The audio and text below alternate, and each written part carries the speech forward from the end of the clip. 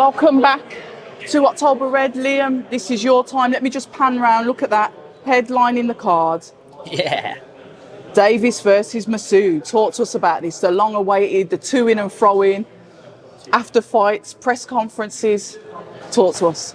Yeah, it's been going on a many years. And bit of the backstory is that we boxed amateur, and he's like friends with a lot of people in my area, and they stuck with him.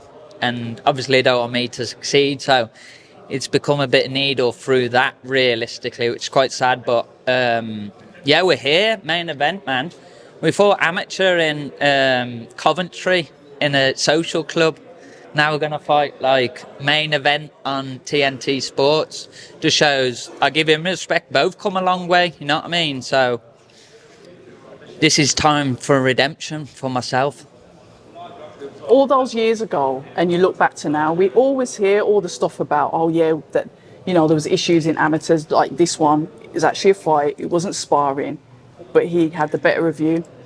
Does that even play at the back of your mind for the professional fight that you're going to have? You're walking into this thinking, he's beat me once. Does it put a little bit of doubt in your head? That's where I'm going. Nah, because I'm the one that made the fight happen, and I knew he beat me twice, actually, beat me twice. So obviously it's always been on my mind that I want a revenge. And I was in this position. I could have fought at a defence against anyone. And I asked for this fight because I believe that it's my time now, and very confident. My confidence is sky high, to be fair, and that's just from the work I've been putting in. And nights like what I've last been to Birmingham and done, they do boost your confidence, and I think this is the right time to run it back. Littler gloves, more rounds, and more on the line for sure. What we do like about you is that you're never in a boring fight. You are, you know, you hear it so many times, I'm going to showcase my skills, I'm going to be entertaining. But sometimes we don't see that. But you actually do have those type of fights. We see the crowds. We know you're a ticket seller. People do turn up for you. I know you said like some people from your area switched. Yeah. But you can't tell that from the amount of people that you bring with you. Talk to us about that energy that you bring to the fight, what you bring as a fighter, as the champion. Yeah, it's quite arrogant. I'm not arrogant, but I go into these fights with a bit chip on my shoulder, you know what I mean? Liam Davies against the world, and it's got me to this position. So trust me, November the 2nd will be the same. I fully believe in myself. Yeah, I got a bit of chip on my shoulder, and once I got you here, I like to keep you here. So yeah, I'm always in entertaining fights, and I expect November the 2nd to be the same. I come to take them out, and I go in there like it's me or them, do you know what I mean? So yeah, a bit of attitude as I go in, and that's just the way it is for me.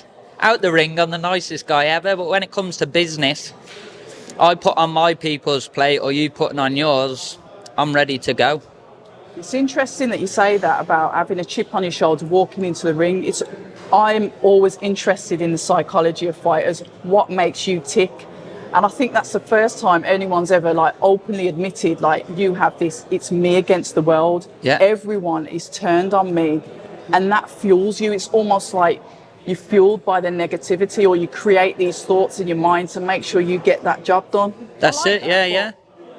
Every time you fight, they're testing you, aren't they, to see if you're on it. And I turn up with the attitude to prove everyone that Liam Davies ain't no joke, and I've done well so far, but I've got to continue to do so. There's so many more levels that I can go to.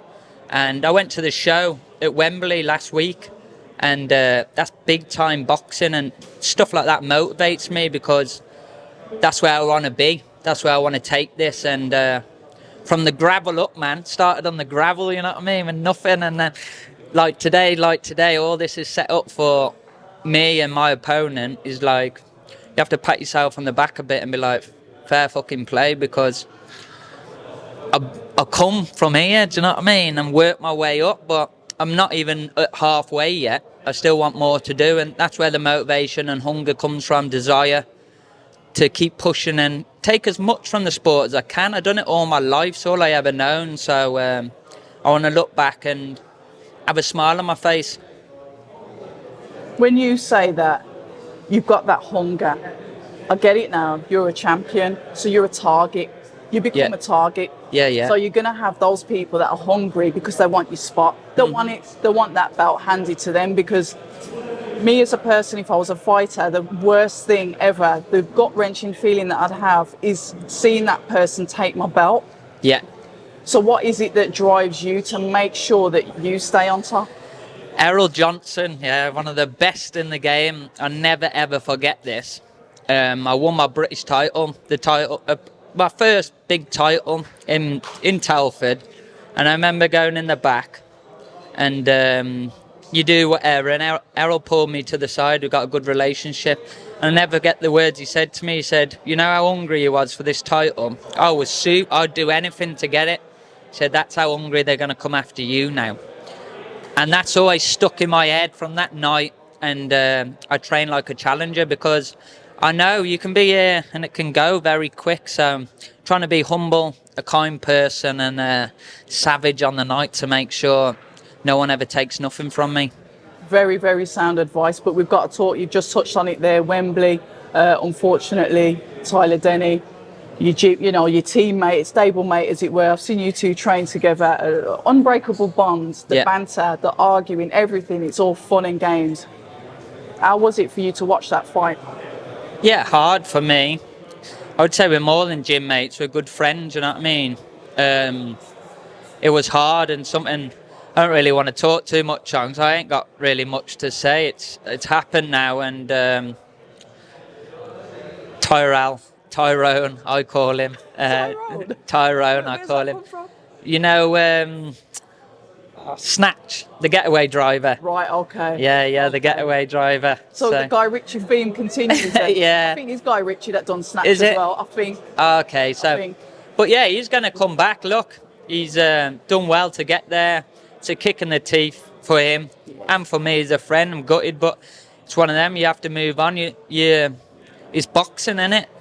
If things happen and they're tough to take, but time's a healer. So looking forward to seeing him back in the gym and being around him. Yeah, well, hopefully that's going to be next week because I've spoke to him online and he said he should be back in the gym soon. So hopefully I'll get to catch up with him. I'm a massive fan of his. He's another one that's worked from the ground up. So I remember I turned away a couple of times while I was watching on the screen because I was in the media booth, and I had to turn away a couple of times because I know Tyler's tough. He's awkward. He's horrible.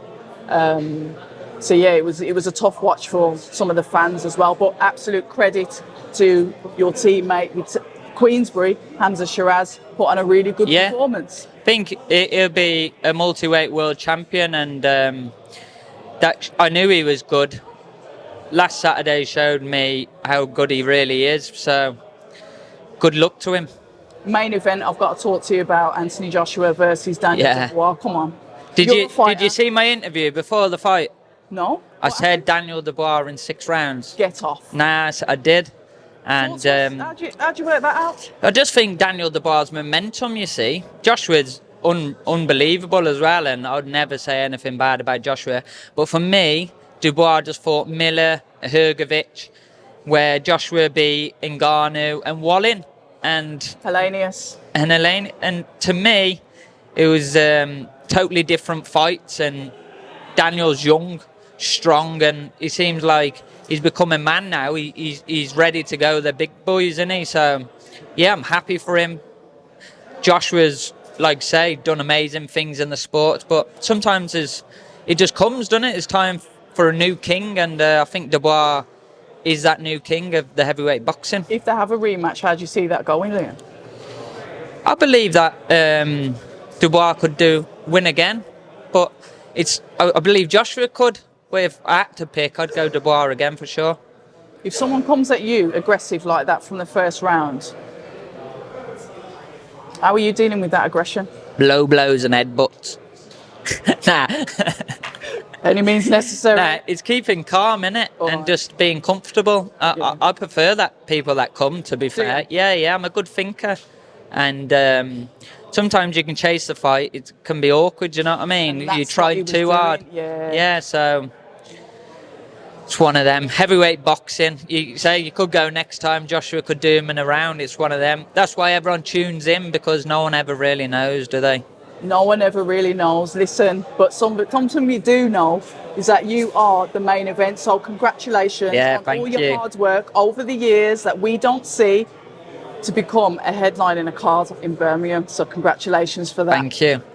Big up October Red, the best in the business. People say I'm toxic, and honestly, I don't care.